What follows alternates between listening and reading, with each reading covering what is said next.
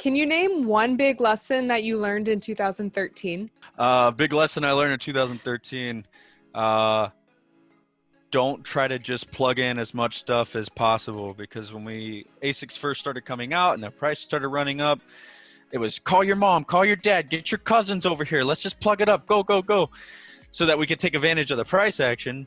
However, when the price started sliding in 2014, we're like, oh, this is not optimal. And we had heating issues, and we had cooling issues, and we had the wrong gear, and we had a terrible power contract, and we were in a bad location. So, I mean, all those things, taxes were a huge issue.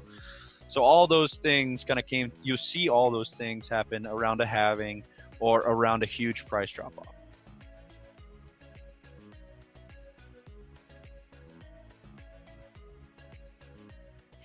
Hey guys, and welcome back to my channel, Girl Gone Crypto. I have a really exciting video here for you guys today and a special guest at Tech with Catalina. So Catalina, thanks so much for being here. Thank you, Leah. I am super excited that we are finally recording this video together and interviewing so many really smart people about the halving. Perfect timing. I'm excited. It really is. And so for those of you who maybe you haven't run across Tech with Catalina, you are really one of the top Spanish-speaking crypto YouTubers, and your channel is just full of so much amazing content. And so maybe you just introduce yourself and tell everyone here a little bit about you. Thank you. Thank you for that. Yes, so my name is Catalina. I'm from Buenos Aires, Argentina. I'm not new in the space. I've been here for a while. I'm here to stay for sure. I've been focusing on creating content for the Spanish-speaking community. I have an educational YouTube channel for that. And now I wanted to start again in English. I really like to teach about the fundamentals of the technology. I teach about Bitcoin and blockchain technology at the University of Nicosia, and I have many other projects going on. So yeah, I hope people like the videos that I create now and in the upcoming time. Yes, thank you. Awesome. So we are going to be jointly interviewing a variety of people here in this video talking about the upcoming Bitcoin halving. So we hope you guys enjoy it. And Catalina, I'm just so excited to be able to do these interviews with you. Let's jump into it. Let's go. One of the kind of biggest questions that people have around the Bitcoin halving is, what are the implications on the price of Bitcoin going to be? So what are your thoughts on that? And also, does this current global pandemic have any influence on your answer as well? Touch two very sensitive topics with the same question. Like, the global pandemic definitely will have an impact. It already has a strong impact to a lot of markets, and Bitcoin market is not an exception to this. It is more difficult to analyze what the whole thing about this disease will have than what halving will have as an effect. My personal opinion is that halving is definitely a pressure for price, but I don't expect to be as strong as people would love to see, and a lot of miners would like to see doubling of the price quite immediately after halving, and I don't expect that. Of course, I would like to see it. I would like to see like 20 times the price, but yeah, let's be reasonable. I don't think that the increased pressure would be so strong.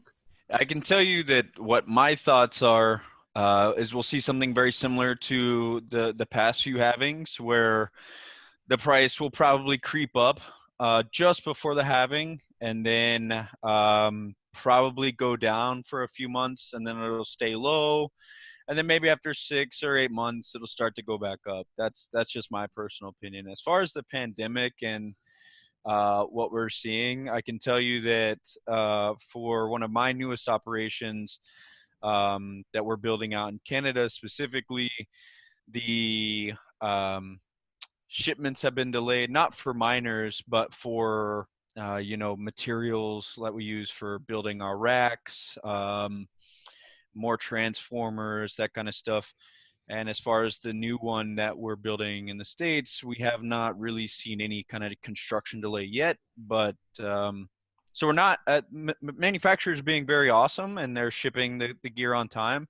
But as far as infrastructure and, we order a lot of steel and concrete and that kind of stuff, that stuff is being delayed a little bit. I think the situation with Bitcoin is always different to all other cryptocurrencies. It has the most hash power, has the most investment behind it. So there's always ways to look at. There's always ways you can analyze what happened to other coins and their halving, and see perhaps that happens on Bitcoin, if that's going to happen on Bitcoin. But since Bitcoin has its own beast, basically, it's very difficult to tell. What I do know is that a lot of miners that are mining right now are going to have to shut off because they're going to be obsolete after the halving. So me personally, and Poolin, the mining pool I work with, we do expect a pretty big amount of hash power to leave the Bitcoin network after the halving. If that relates to a lower Bitcoin price, I don't know. I wish I knew. If I knew, I wouldn't be here right now. I would be in some island somewhere. A lot of people will be worrying about centralization after the halving. What are your thoughts regarding this topic, centralization, from a hash rate point of view and from a manufacturing point of view? I think the centralization argument is ridiculous. You need to understand that there's miners all across the globe. I mentioned a few key hotspots, but there's a lot of mining taking place all over the globe. And these miners can choose any mining pool they want to. Some big mining pools, like let's say Poolin, we've been doing this for a long time. We know what we're doing, so they choose us, and we have good tools. But they don't have to. They can go to the next pool that has just a few miners with a change of code that takes maybe 30 seconds. So I don't see the smaller miners getting priced out. That's not necessarily true. What can happen now is actually smaller miners can actually jump into the game. They can buy new equipment. They can forecast, knowing that there's only going to be 6.25 Bitcoin, so they can forecast, let's say, their profits and earnings or whatever. And they now have a better chance of getting in after the halving than any other time, because if my what I think is going to happen is the hash rate is going to drop, and that's a good time also for small miners to come in. So it's going to help decentralize the game even more. So it's a great thing. I think you're starting to see more manufacturers. There are more manufacturers now than, let's say, maybe 3 years ago. So that's good. The nice thing about Bitcoin chips is they're not as hard to manufacture as, let's say, like a graphics card or a CPU. So there's plenty of very, very smart people that can be utilized to make Bitcoin chips that are not currently. So as far as what you need to know in order to make a Bitcoin chip, it's not that specialized. As far as the hash power goes, you saw a huge drop off in miners recently with the price drop. And I would expect to see that with the halving drop. However, from 2017 till now, you're seeing a huge drop off with miners because a lot of people overbuilt. And people like myself are taking advantage of that and expanding. So you are seeing a concentration of locations that's very similar to what we saw way back in 2013 when the price ran up to $1,000, $1,200, and then crashed again. You saw a lot of concentration of hash power kind of moving around and coming to one location. So however, right now, almost everybody is using a pool to mine. So the reality is, as far as the Bitcoin network is concerned, the pools have always been a place for centralization. And at this point, Bitcoin miners are disincentivized to hurt the network because not only is our gear only usable for Bitcoin, but also the data centers itself. A lot of people like to falsely think that we can reuse these data centers for web hosting, stuff like that. But the reality is you can't. I mean, some of these places only have 3 walls. They don't even have 4 walls around them. And nobody's going to put a web server there ever. So miners are the greatest losers if Bitcoin is ever kind of co-opted or coerced in any way. So I don't, the reality is, yes, it's becoming more centralized and more specialized as far as operations go, but I don't necessarily see that as like an imminent threat to Bitcoin.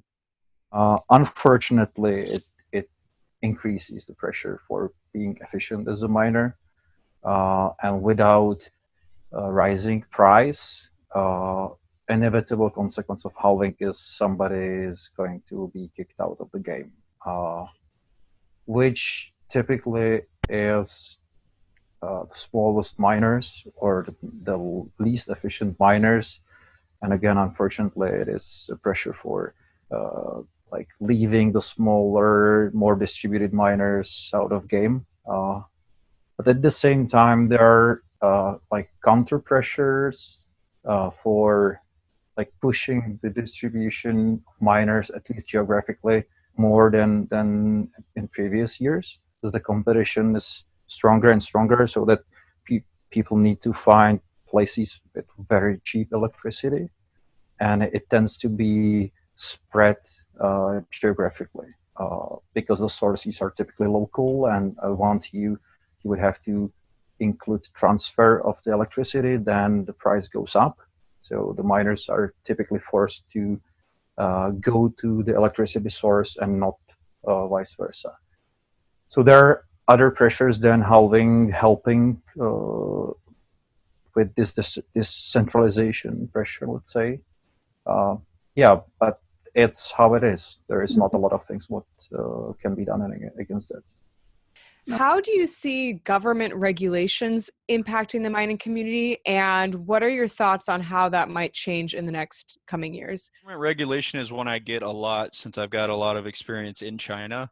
I think actually the bigger issue is in the States. A lot of the Chinese people that are mining and foreign people who are mining in China now are not really at great risk of having any kind of regulatory oversight.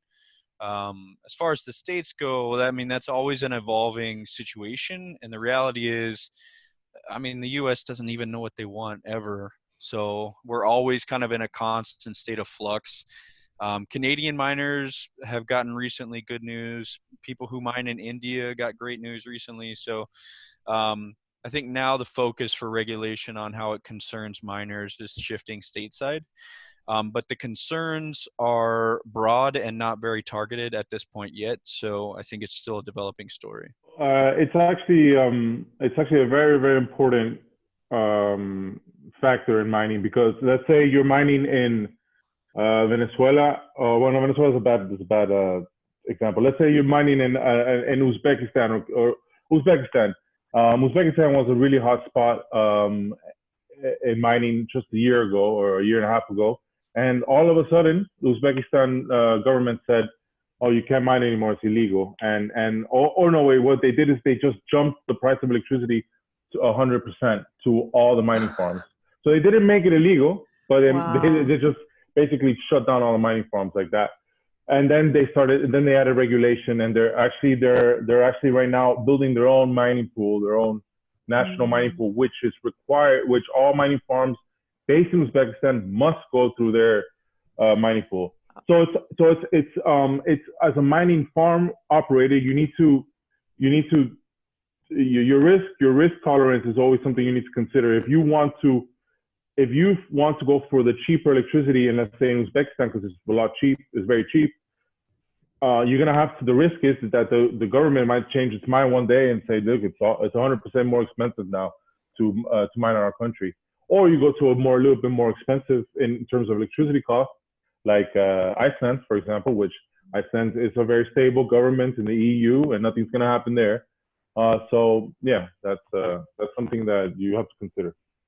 What are the factors that usually miners need to adjust after halving occurs from a technical perspective and from a business perspective?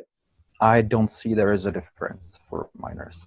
The only thing what is changing is, let's say, the price.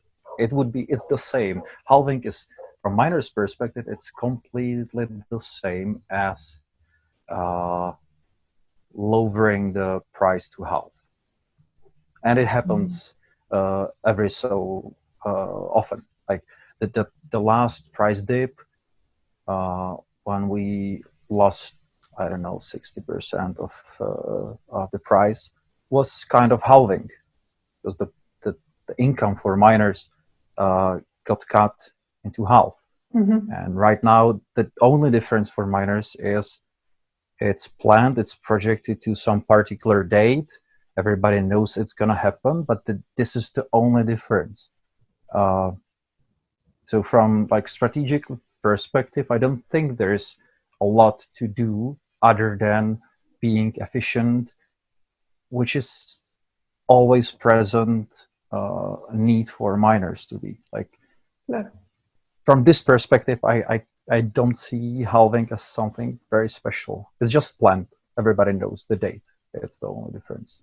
Technical perspective, what we're doing right now leading up to the halving, especially because we saw a recent drop in difficulty, we are trying to overclock as much as possible because our power rate is very competitive, and we want to get as much Bitcoin before the halving because we're not planning on selling right now.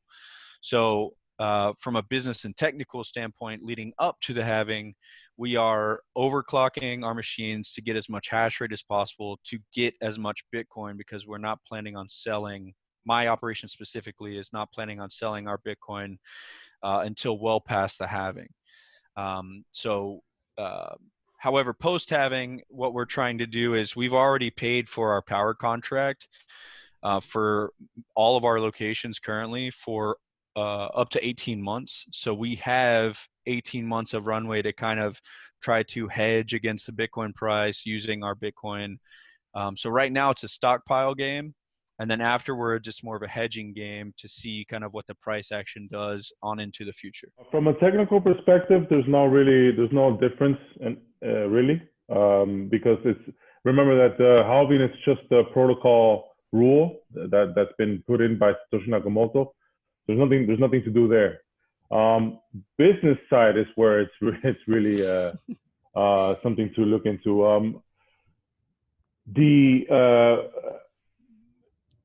The mining equipment needs to be, well, like the reward is split in half. So the miners that you have now, for example, running, and you're making, let's say, just enough profit, just a bit more profit, just a bit of profit, won't be profitable after the halving because everything's going to be going half. So you need to look into possibly mining equipment.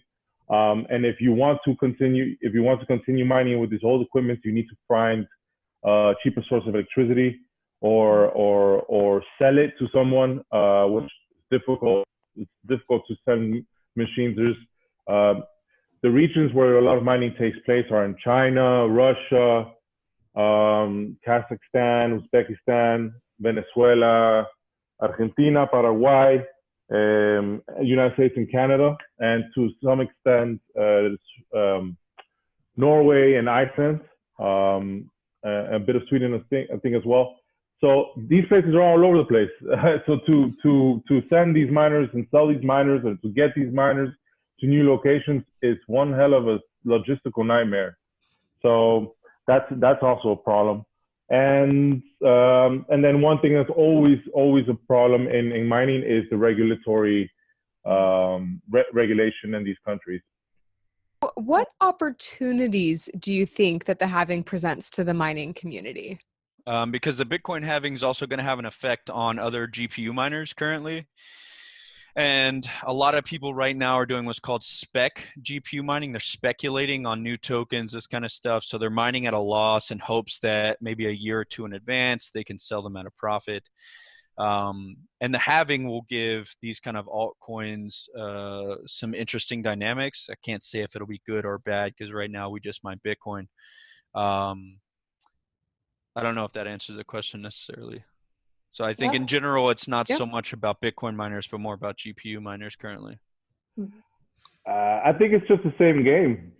There's no. I mean. Okay. Well, there could be there's actually perhaps a change of hands or change of guards maybe. I mean, some mining farms won't be able to survive this event or already gone, and the halving allows for new players to come in actually in a it's basically you can forecast businesses can forecast now, knowing there's only going to be 6.25 Bitcoin per block.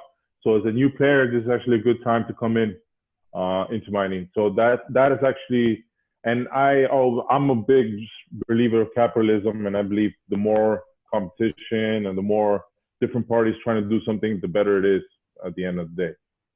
If you think you're the best, the most efficient, the opportunity for you is to grab a larger part of the pie, because you can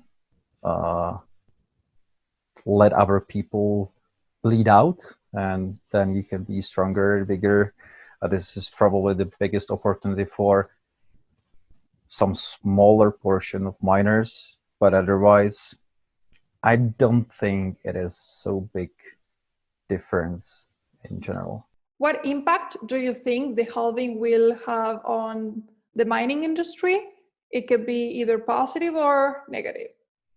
I think mining is going to continue to be a very interesting section of cryptocurrency, Bitcoin. I do foresee bigger players coming into the game in the near future. I'm talking about big established players. So it's only gonna get more difficult. So if Why? you're getting, Why do you think Ali, bigger players are coming? well, because if Bitcoin is to succeed, which I really do believe it will, you're basically, as a miner, what are you doing? You're maintaining the network and you're getting paid, getting paid in Bitcoin. You're creating Bitcoin, and if it's a successful system, successful financial tool, that I think it will be, then a lot of big players would like to be, creating Bitcoin and maintaining the network of a successful tool. So that's what I think. Additionally, it's a profitable business. It's been profitable, and it does not stop being profitable. So I do see a lot of big players coming in, but not like next year, but like in 5-10 years time. I think you're going to see a lot of people who are amateurs get wrecked. I personally got wrecked in 2013, so we learned our lessons very early. A lot of people aren't as fortunate because they got in the run up in 2016, 2017, so they haven't had to learn a very hard lesson yet. And they've not had to go through a halving yet unless they got in 2016. So the reality is a ton of miners are going to get wiped out, and you're already seeing that in the secondary market. There's a lot of old crappy gear up for sale right now. There's a lot of transformers up for sale right now. I can buy copper cable from places right now. That means they literally shut down. And it's all very cheap. So seasoned miners can take advantage of that and scale their operations up at a reduced capex. And people who overbuilt, they're going to get wrecked. But that's also kind of the point of mining, is it's a self-healing mechanism. Not only is the price and the difficulty healing for the entire network, but crappy miners who run at too thin of a margin are going to get wiped out too. And so you want constant stable hash rate, and the halving kind of helps that. Well, I really hope that you guys have enjoyed just hearing all these different thoughts from really prominent people in the mining community. And Catalina, thank you so much for doing these interviews with me. It's been really fun to work together with this on you. And honestly, it's just been really fun to hear all the different things that various people had to say. So for those of you watching this video, please be sure to leave a comment below, just letting us know what you thought, what some of your favorite moments in the video were. And if you're not following Catalina, what are you doing with your life? Go follow her. Go check out her channel. So, Thank Catalina, you. thanks again for doing this with me. No, it was a pleasure. It was a lot of fun. Thank you, guys.